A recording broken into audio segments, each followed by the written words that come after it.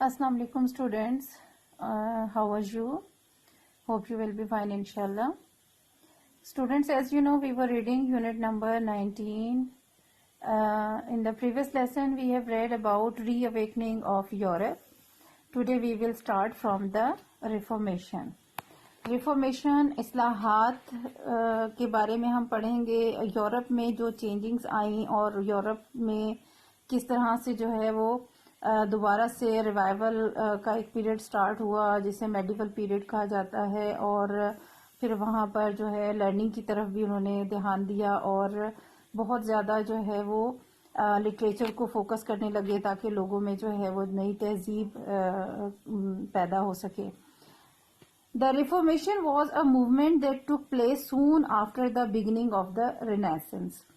Reformation जो है एक तहरीक थी, वो फौरन शुरू हुई थी कब, जब रिनेसांस पीरियड था, यानी जो दोबारा से यूरोप के अंदर नई तहजीब का आगाज हुआ था, दोबारा से यूरोप के अंदर चेंजिंग्स आना शुरू हुई थी, लर्निंग की तरफ उन्होंने फोकस करना शुरू कर दिया था. ये पीरियड रेनेसांस जो है कहलाता था, और इसके फौरन बाद जो है एक तहरीक शुरू हो गई थी जिसको रिफॉर्मेशन का नाम दिया गया.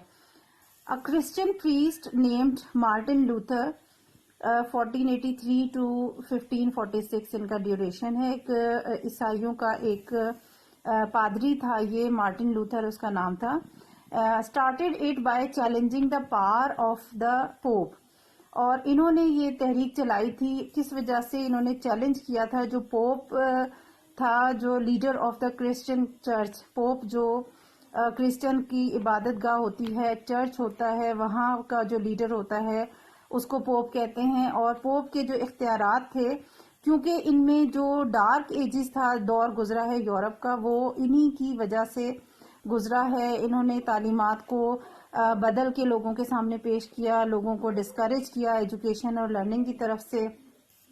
लिहाजा जब ये एक नया दौर शुरू हुआ, दोबारा से यूरोप के अंदर चेंजिंग्स आना शुरू हुई, लर्निंग और तहजीब, नई तहजीब का आगाज हुआ, तो उस वक्त फिर ये तहरीक शुरू हुई. और इस तहरीक का जो फोकस था वो ये था कि जो चर्च के लीडर थे यानी कि पोप हैं, उनके इख्तियारात को चैलेंज किया गया था, यानी उनके इख्तियारात बहुत ज़्यादा ना हों और वो मजहब को गलत तरीके से इस्तेमाल ना करें.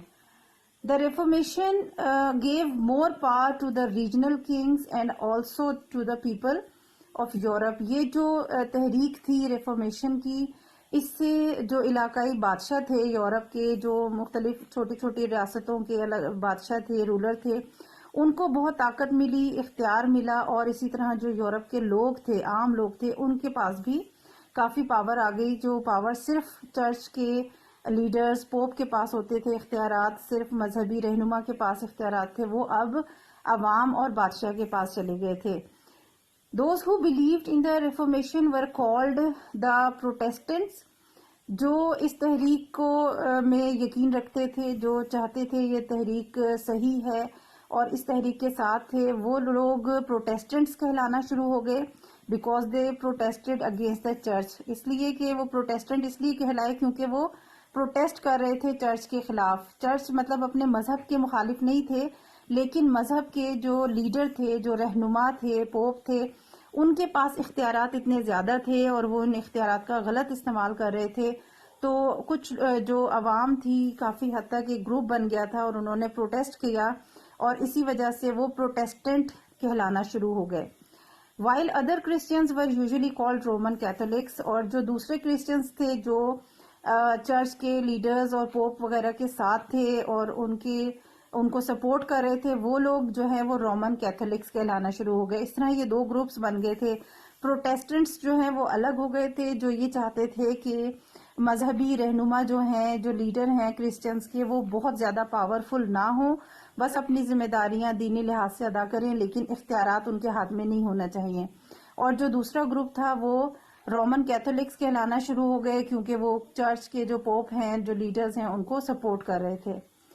Sometimes they fought terrible Wars against each other, और इन दोनों ग्रुप्स में इतने ज़्यादा इख्तलाफात हुए, इतनी शिद्दत आ गई थी कि अक्सर इन्होंने बड़ी बड़ी शदीद किस्म की जंगें भी लड़ी आपस में एक दूसरे के साथ. हालांकि ये लोग क्रिश्चियंस ही थे, جو پروٹیسٹنٹس تھے وہ بھی کرسچن ہی تھے مذہب کے لحاظ سے، اور جو رومن کیتھولکس تھے وہ بھی کرسچن ہی تھے، لیکن ان کے اختلافات جو ہیں وہ آپس میں اختیارات کے حوالے سے تھے. طاقت کا استعمال جو ہے وہ کس کے پاس ہوگا، اختیار کس کے پاس ہوگا، اس چیز پر ان کے اختلافات تھے، اور آپس میں اتنی شدید دشمنی ان گروپس میں ہوئی کہ اکثر ان کی شدید جنگیں بھی ہوئیں. آج کے لیے ہم یہی ٹاپک پڑھیں گے، اور ریفارمیشن کے لحاظ سے حوالے سے آپ کو میں ایک ایڈیشنل کوسچن دے رہی ہوں. آپ یہاں کوسچن لکھیں گے what do you know about the reformation, اور یہ آپ نے اس کا تقریباً پورا پیراگراف ہی آپ کا اس کا آنسر آئے گا. ایڈیشنل کوسچن ہے لیکن امپورٹنٹ ٹاپک ہے، اور اس حوالے سے انفارمیشن آپ کے پاس ضرور ہونی چاہیے. سو یہ آپ کا آج کا ہوم ورک ہوگا، آپ نے کاپی میں لکھنا ہے یہ ایڈیشنل کوسچن اور یاد کریں گے. اللہ حافظ.